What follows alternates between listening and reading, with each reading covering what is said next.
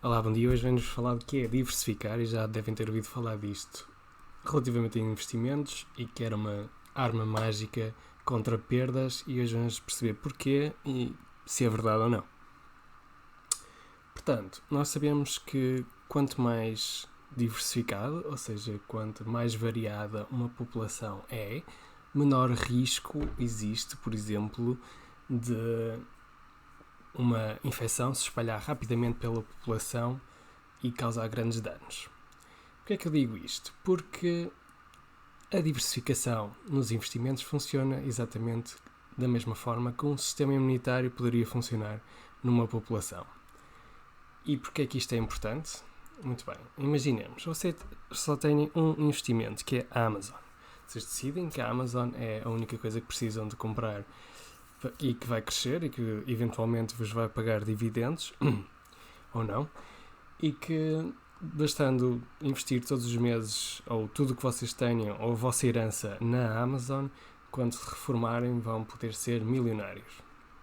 Então decidem fazer isso, investem e o dinheiro vai crescendo ao longo do tempo. Mas imaginemos que agora a Amazon vai à falência ou então é ultrapassada por novos competidores.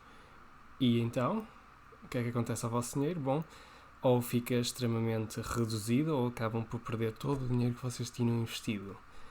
E isto é um risco de investir só numa coisa. Podem-vos levar à ruína.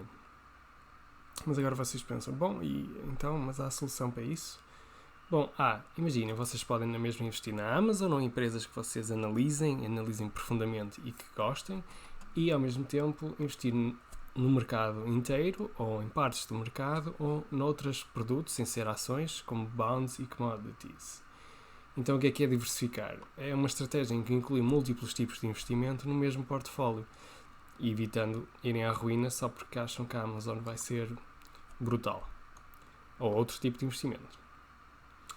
Então, temos vários tipos de diversificação. Podemos fazer por classe, ou seja, como vos disse, podem investir em ações, mas também optar por comprar obrigações, ou ouro, ou outros produtos, ou então deixarem parte em dinheiro.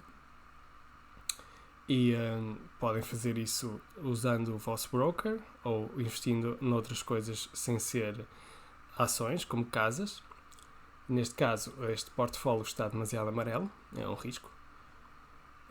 Também podem fazer em diferentes tipos de locais. Imaginem, podem comprar ações específicas dos Estados Unidos, mas depois compram outras da Alemanha e outras da China, e assim vão variando no local. Porquê? Porque imaginem que os Estados Unidos entram em recessão. Apesar de estarmos numa economia muito globalizada, a Austrália, por exemplo, não entrou em recessão ao mesmo tempo que os Estados Unidos, e se vocês tivessem investimentos aqui, estes iam subir, enquanto estes iam descer e iam compensar as perdas do portfólio.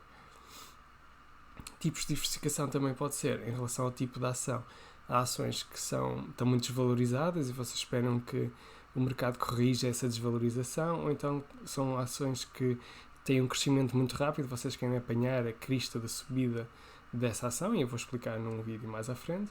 Podem ter ações em que vos pagam dividendos mensalmente ou trimestralmente e podem ter parte do portfólio dedicada a isso, ou então ações em que são cíclicas ou não cíclicas. Por exemplo, a General Motors ou a Ford são produtoras de automóveis e em períodos de crise as vendas de automóveis descem muito e podem levar à falência de várias empresas ou perdas grandes nestas empresas. E então, se tiverem outros tipos de empresas como ligadas mais à produção energética ou à alimentação, são mais não cíclicas, ou seja, normalmente crescem continuamente porque as pessoas não vão deixar de comer e não vão abandonar esses produtos, e é uma vantagem e protegem assim o vosso portfólio em relação a isso.